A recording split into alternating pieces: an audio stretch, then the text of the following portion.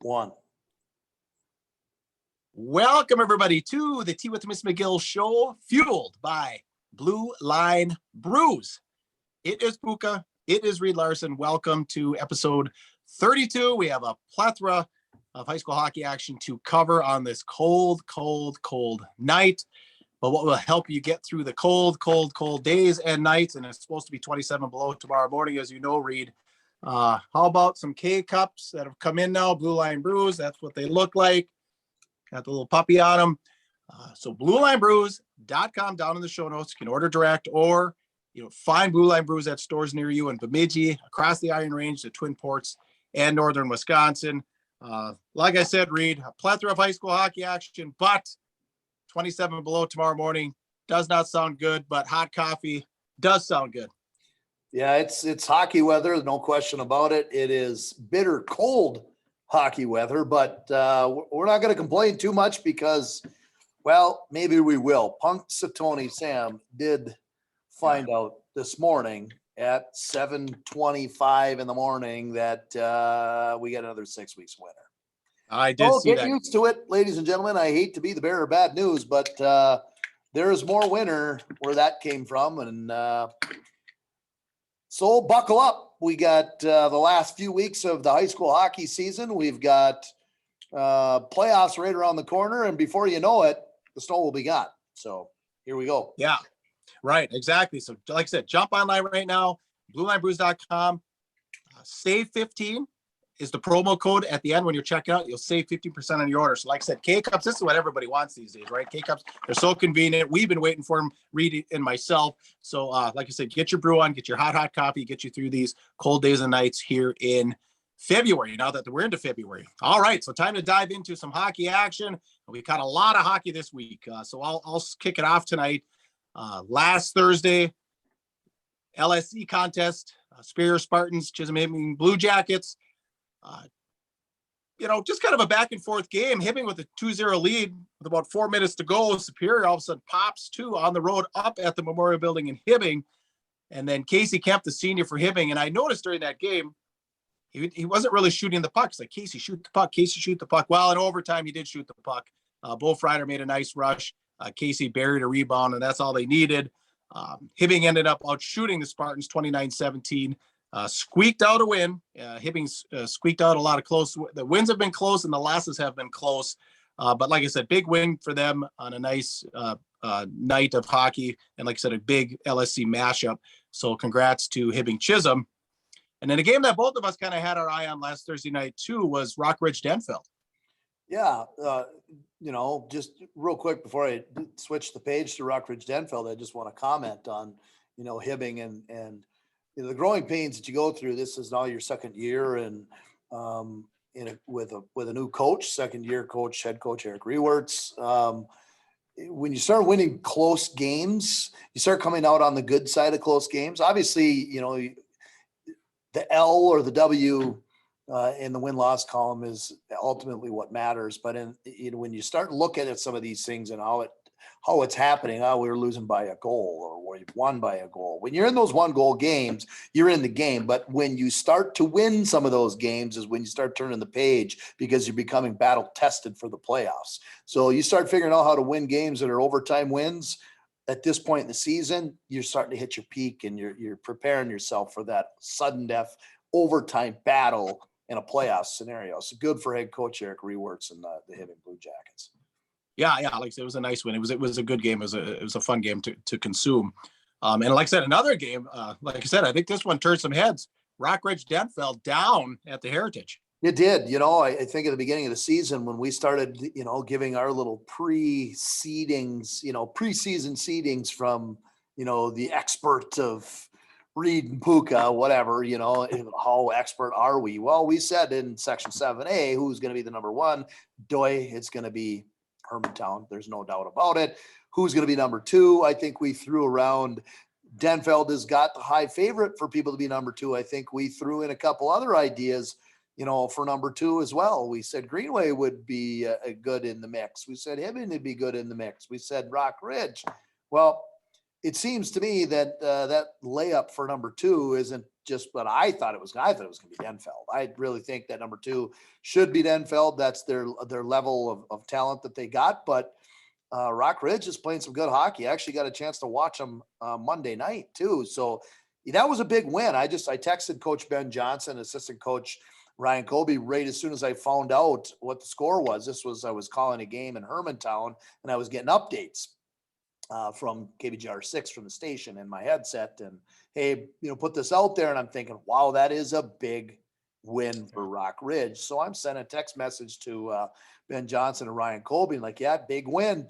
Yeah, they're on their way to playing the hockey they need to be playing at the end of the year. So we said this in our podcast. I said it live on TV on Thursday night that people need to be patient with that Rock Ridge program, because you start setting your culture, you start doing the things you want to do. It's difficult. You're combining 2 programs together. Give it time. The time is coming. They're playing the hockey that they need to be playing right now. And I honestly think that Denfeld is going to be, or that Rock Ridge is going to be a force to be reckoned with. Denfeld, I still think could be considered the favorite for that, but Rock Ridge is coming in right now. That was a big surprise. But I guess kind of not really. I mean, it was a surprise that it came out 6-2, but I'm not surprised that Rock Ridge came out on top of it. They've got talent. Yeah, I got another team I'm going to throw into that mix later in the show here, as far as Section 7A is a contender. Kangas is heating up, the goaltender for Rock Ridge. Shots worth 33-20 in favor of the Hunters. But like I said, Kangas came up big, 6-2 win for Rock Ridge with an empty net goal. Now I have a little situation I kind of wanted you to break down, just your thoughts on. So it's 5-2, Rock Ridge, 55 seconds to go. Denfeld has Gentry Academy coming the next night, Friday night last week. I was a bit surprised with 55 seconds to go, down by 3. Denfeld throws out all the big guns. Okay, pull the goalie. As a coach, what's your thought on that? Part of me says, it's just time to rest. The odds of scoring 3 goals in 55 seconds, pretty low. Injury, whatever it may be. I just kind of wanted to know if you were in that situation, kind of what, as a coach, what are kind of your thoughts? That's it stuck out to me. Well, you know what? I guess I could get on page. I could get on board with what Dale Jago's thinking right there. He's thinking Gentry Academy's coming in. They were the number 1 team in the state last year, won the state championship. They're maybe not what they were last year. They're not that same caliber team this year, but I'm the kind of coach that what's going on right now is what matters right now. And we need to win right now. In that game, quite honestly, the game with Rock Ridge is way more important of a win than beating Gentry Academy. So if you can find a way to squeak back in it with 50-some seconds left, bury one, get some momentum. What's happening right now is more important. And quite honestly, losing a section game like that isn't as big of a deal as going into Gentry Academy the next day, in my opinion. So I guess I can get on board with that thought. Do I pull the goalie with that much time? Do I try to? Yeah, you try to get goals in, you try to win the thing. You take your time out, you rest your guns. That's I would probably think about doing the exact same thing. Okay, yeah, I need to take the time out at the same time there. Yeah, so yeah, I just there's always that live to fight another day, or like I said, I just would have hated to see one of their 55 seconds, whatever, one of the McClure boys goes into the boards the wrong way, and so it's like, oh boy, so that's just kind of where my head was on that. So thanks for your perspective. Anything else on that one? No, that was just a great win for Rock Ridge. I'm happy for them. I really do like Dale Jago's Hunters. I think that's going to be a battle to be reckoned with. I hope to see that those 2 teams get to match up and play each other, possibly in the playoffs. Maybe you're looking at your 2-3 seed right there. That could be very possible. I can't wait to see those 2 play again. I like both of those teams. All right. Word from Minnesota Hockey Camps. Yes, you've got on the apparel, the T-shirt. I've got on the hat today. Minnesota Hockey Camps located in Breezy Point, Minnesota, formerly located out of the Brainerd Ice Arena and in Minnewawa Lodge, has recently in the last year and a half been moved to Breezy Point. They still like to go by the slogan they've always gone by since the 1980 Olympic team. Herb Brooks and Chuck Grillo were the ones who started that camp after the 80 Olympics.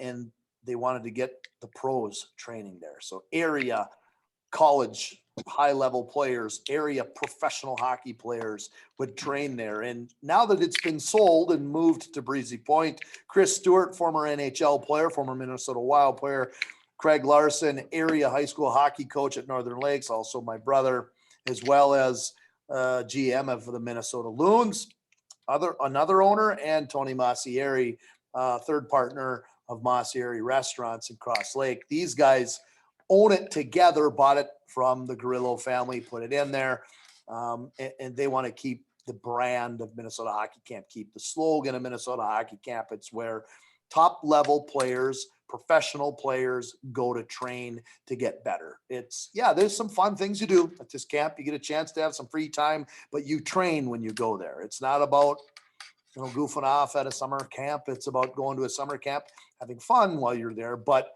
on the ice twice a day, dry land, classroom, you name it. It's a serious place for people to train. Players like TJ Oshie, Scott Hartnell, Chris Stewart, you name it. There's some area players that have been greats that have come out of there. Yeah, so Drew if you're looking for a camp this summer, look up MinnesotaHockeyCamps.com.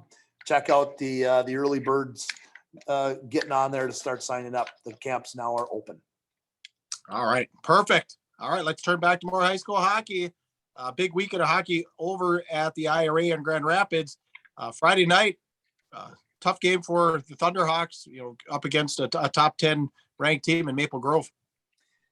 Yeah, so we did see Maple Grove in there, and before the weekend, they were not rated in the top 10. They were unrated. I would say they very well should have been rated in the top 10. But interesting conversation before the game. It was kind of fun talking with their coaching staff, and hey guys, this is kind of cool. We come up north. We get a trip up north to play you guys in Hermantown the next day, and for the first time all year, we finally got a full roster. So at this point, the end of January, they hadn't had a full roster yet. They had guys out, they had guys sick, they had injuries, they had mono, they had guys out with COVID. Finally had everybody back. Everybody had a week of practice in, maybe a game in, and pumping and playing the way they should be. And they were on all cylinders. And the Thunderhawks did not have a very good night. To be honest, it wasn't a good night for the Thunderhawks that night. And it showed when that top level team came in and they really kind of handed it to us. So what I noticed in that game, and we talked a little bit in the pre-chat about this, we kind of noticed it in the Hermantown game, Hill Murray game, and noticed a little bit in the Moorhead game, is what seems to have been the Achilles heel in all three of those games for the Thunderhawks is there's a little lull that seems to be kind of taking place in the second period. And like Hill Murray, I think scored 2-3 goals, and I think Maple Grove got 3 or 4 goals in just this 3-4 minute span. Up to that point, the game is super competitive. Beyond that point, the game is super competitive. Can you kind of put your thumb on it as to kind of what?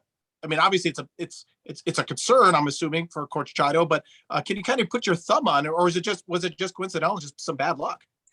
I think a little bit of both. I think if you're smart enough to be able to pick up on our second period issues that we've had the last 4 or 5 games, don't think that there's other coaches that aren't smart enough to figure that out that are out there. So it's no secret if you're out in the scouting world paying attention to, games and watching games that are out there. I'm sure there's teams that are scouting Grand Rapids and trying to figure out, okay, how can we take advantage of Grand Rapids and try to find a way to beat them? Well, I'm sure most of these teams have figured out that there's in the last few games, there have been lulls in the second period. Moorhead, Hill Murray, you named Maple Grove as well. There are lulls there. I can't put my thumb on why it happens or how it's happening, but it's been a concern, obviously, as a coaching staff, that we need to clean up the second period. Could be a spout of bad luck. Maybe something went off of skating in, or maybe, and then a goal goes in, a bad luck goal goes in, and then now we're kind of grinding or we're pressing or whatever it might be. So that's definitely something we've addressed as a coaching staff, that we need to figure out how to play an entire game of hockey. We can't have, and against some of these other teams, there's a 4-minute lull in there. Like if we don't get scored on in the matter of those 4 minutes, the game is completely different. And that was Hill Murray. There was 4 minutes there in that Hill Murray where we were not playing very good. Well, take those 4 minutes out and we win that game and don't tie. Right. Yeah, exactly. All right. And then Saturday, White Bear Lake paid a visit. Yeah, White Bear Lake was in town on Saturday. It was a 9-2 victory for the Thunderhawks. It was obviously White Bear Lake team, and no disrespect, but they weren't at the caliber that Maple Grove was. But you got a Thunderhawk team and a coaching staff that went into that game with, no, wait a second, we just came out of this game and literally got our butts kicked last night. Is that how we want to go into tomorrow, or do we want to just go back and prove what kind of a team we are? And I think our team and our staff had an agenda, and that agenda was, no, we don't play that way. This is how we play. And there was something to prove. And that was more of a complete hockey game. Did we have our ups and downs in that game? You didn't see the second period low like you did in some of those other games that you're talking about. Some of that stuff got cleaned up. But you guys that were on a mission that night. So it was a 9-2 victory. It was well-deserved. And it was the first start for freshman goaltender Ryan Kerr. So it was pretty cool. Pretty cool to see a freshman get in there and get an opportunity to start. He actually came in the third period of the Maple Grove game just to get some things switched up, and he came in relief in the third period that game, and then he started the next night, and that was his first varsity start, and that was his first varsity win. Good for him, and that's good. It's a good thing when we got multiple goaltenders that can play. It keeps the competition within our program for that position, and it's friendly competition. They want each other to do well. Yeah. So, definitely a positive you can draw out of the weekend with Kerr getting the nod there on Saturday night. Yeah. Anything else on the weekend there? Well, on the weekend for the Thunderhawks, no, but I've got a couple of other things I want to add in from some other area teams. So that Maple Grove team that came into Grand Rapids and put the hit on us, they beat us 8-4. They've fallen their way over. They, obviously on they want to make a swing to 2 games. They don't want to come up to play 1. So they're naturally, a lot of these teams that are making these trips up here for the weekend, they'll play us. And who's the team that they usually want to play that's comparable? Hermantown. So they make their way over to Hermantown on Saturday, and they put the hit down on Hermantown pretty good too. That was it was either a 6-3 or 6-2.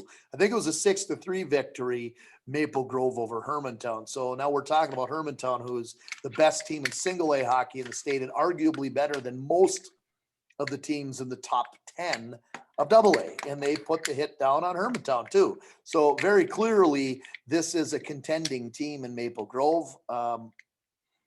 You don't like to see area teams get beat up on like that. Us, Hermantown, you like to see the North kind of continue to stand their ground. But Maple Grove was up to put on a show, and they had a mission. And their mission was to go home with a sweep, and they were convincing wins. So that was a big game on the weekend as well. Couple other games that we saw. We did talk about the Thursday game before that with Rock Ridge. Hermantown game we just talked about. On the weekend, but now let's look shifting into games that we've already seen this week. The Tuesday night games, we didn't see very many of these. There's very few because it was caucus night last night. So they don't typically allow games on caucus night. So the teams that were scheduled got bumped to Monday. I was wondering why there were so few games last night, and Monday had a plethora. So that's caucus night. So they made sure and had a couple of games, and we actually had a My9 game over in Rock Ridge, and this was a reschedule anyways. It was Rock Ridge and International Falls. They had postponed that game just because of some sicknesses and injuries and whatnot up in International Falls. And the Falls is already shorthanded with bodies already as it is. They didn't have a JV last night. They had enough guys to be able to play a varsity game. I think they had 7 forwards. They had 4 or 5 defensemen and 2 goalies. So not enough to have a JV game, but they came in, they gave Rock Ridge, whatever they could possibly give them. Rock Ridge came out really flat the first period. I talked to Coach Ben Johnson after the game, assistant coach Ryan Colby, and they just said, "Oh, what'd you think of that first period?" And I said, "Well, I don't want to be disrespectful, but I'm trying to call a game. It was very difficult to call that game. It was a slow pace first period, but shifted gears into the second, the pace got better, and Rock Ridge controlled the pace of that game as the night went on and on. You could see the fatigue setting in for International Falls, but Rock Ridge, after the first period, completely dominated the rest of the game. It's fun to see those guys winning some hockey games and having some success after combining those programs. People were a little leery about, the combination of the two and how is it going to go. And the kids are working well together.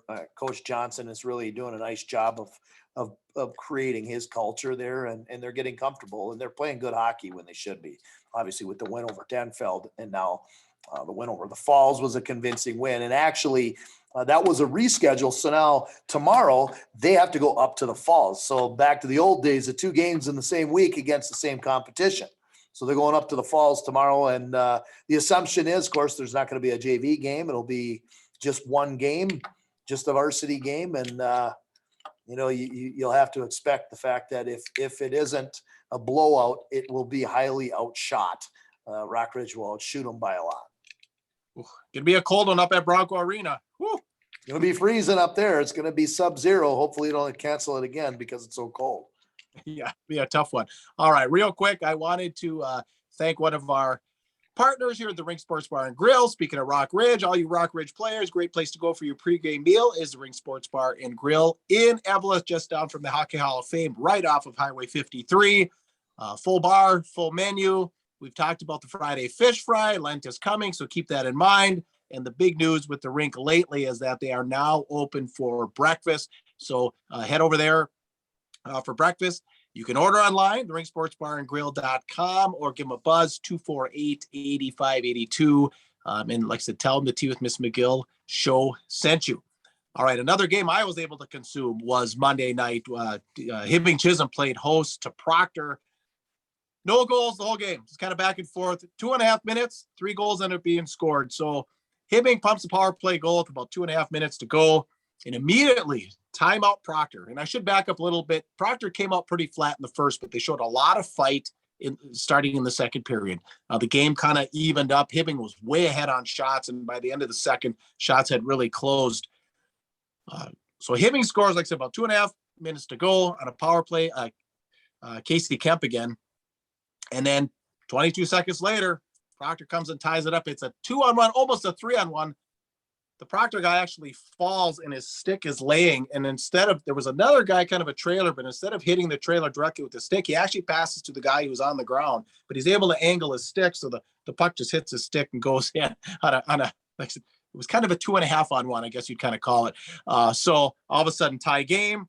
And then with 24 seconds to go, Wyatt Minaheim comes across the line and just snipes one upper shelf. So a 2-1 win for the Rails, another LSC showdown.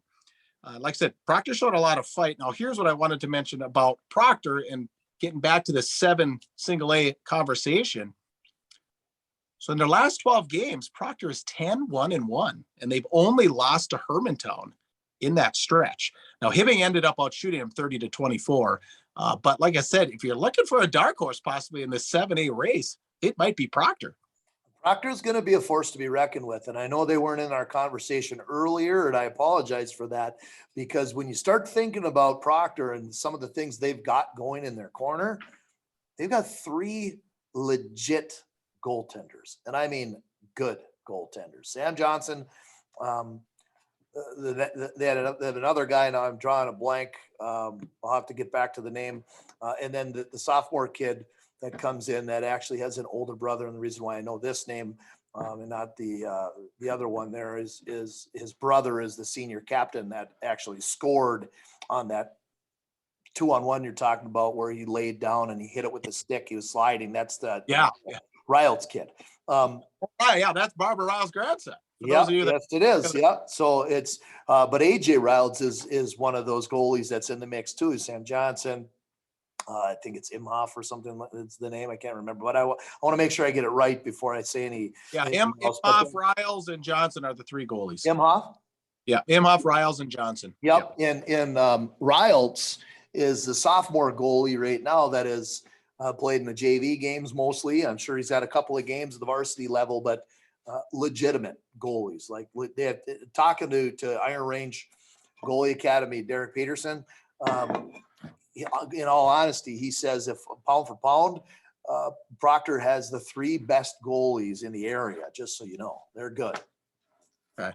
Well, and one thing I had to, and I'd have a kind of conversation, and this may be touchy for some Hibbing Chisholm people, but Hibbing Chisholm does not do the squirt A's. And I know when my son was a squirt A, so this sophomore group for Proctor, I know played squirt A's. And like I said, 10 years ago, was Proctor really in the conversation in seven single A? No, I mean, maybe they were a first round competitor for Virginia or Hibbing or Evelyn or whomever. But now, like I said, 10-1-1 in their last 12. And they showed, like I said, on the road on a Monday night, they showed a lot of fight after having a pretty, I don't even know if I want to call it sloppy. It looked more like the bus legs. They didn't play really well in the second, but that coach showed, he was pretty intense. And like I said, calling that timeout right after Hibbing scored, getting the guys together. Hey, all we need to do is get one. We can tie this. We're still in this. And they end up getting 2 in regulation and pulling off the road win.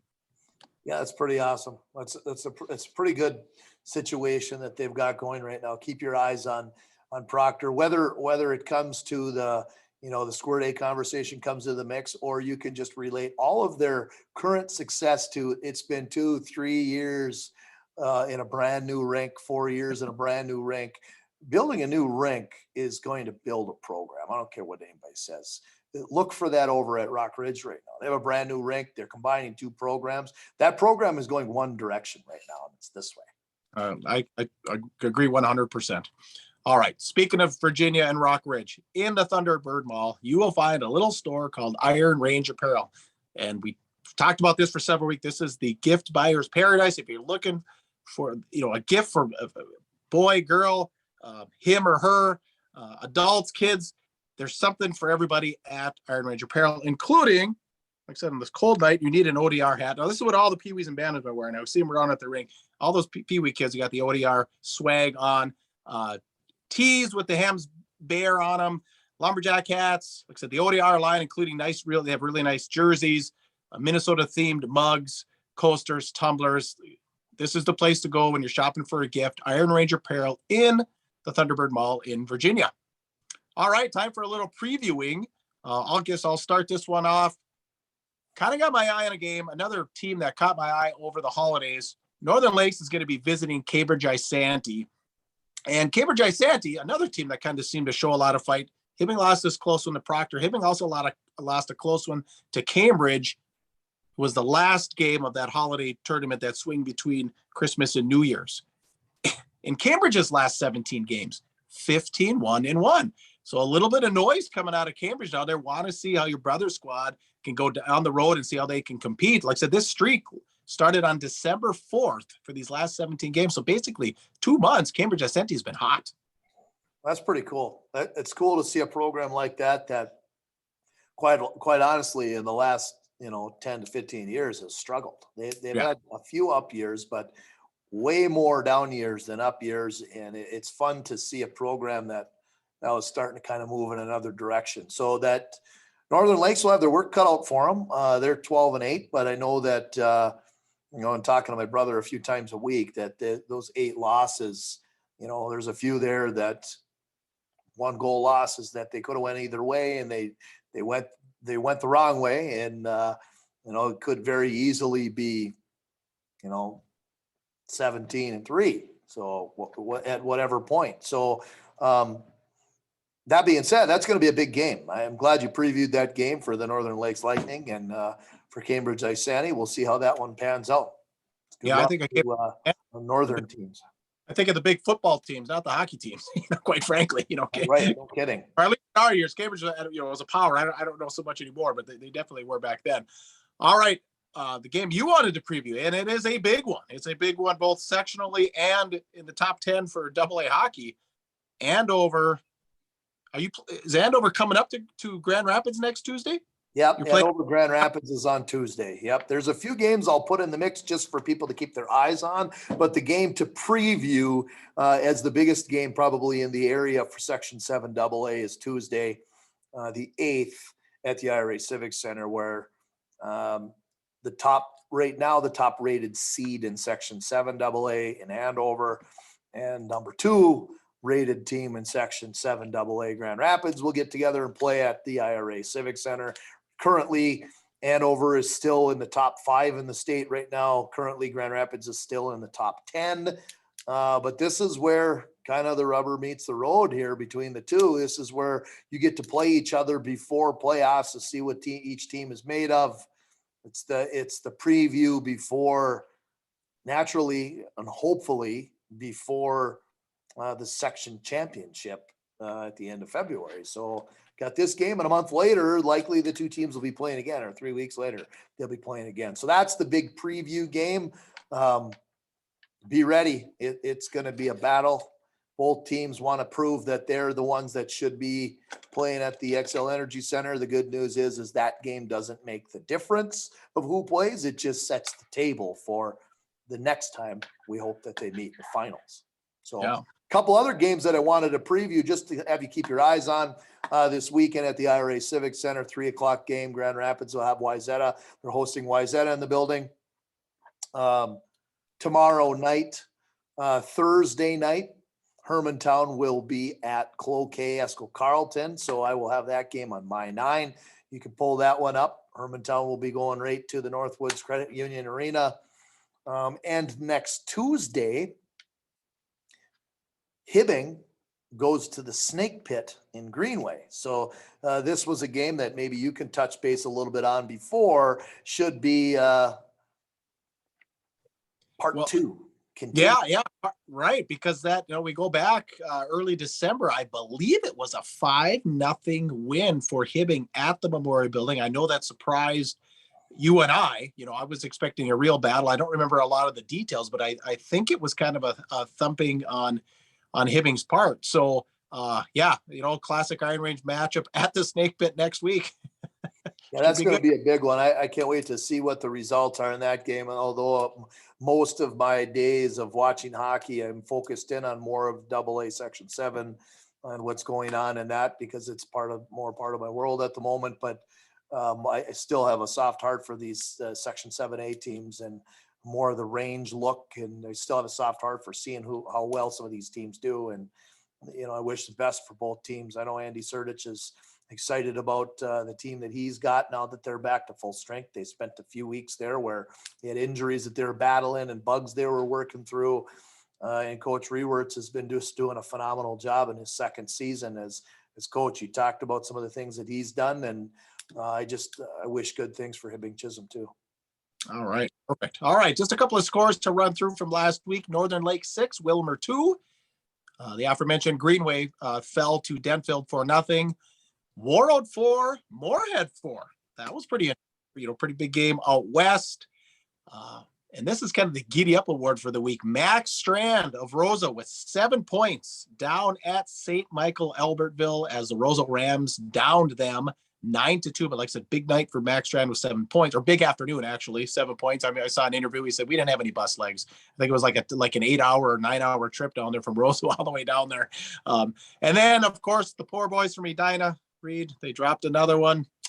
4-2 loss to Edina. Our hearts go out to the boys in Edina. In Hornetville. Yeah, I don't think anybody at this point in time would feel bad of either of those two teams.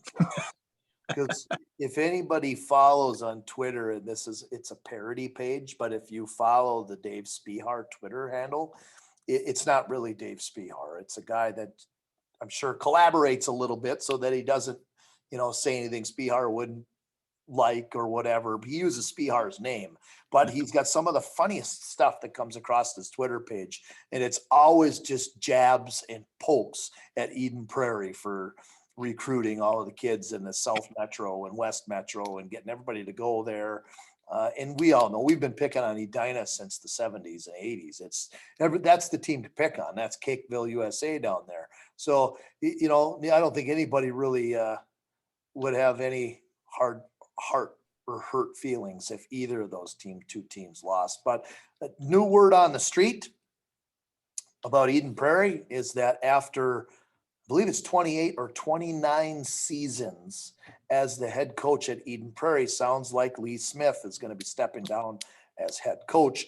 More to come on that conversation. It sounds like there's a few things that are going on behind the scenes that maybe I can get some information on, maybe not. We'll see. Okay. All right. Well, yeah, keep us tuned. Very interesting there. All right. Anything else? Nope. All right. Well, thanks once again for joining us on episode 32. Please comment on anything we talked about, or like I said, if you want to get a hold of us more privately, Goatsportsmediallc at gmail.com. Like, subscribe, share the show.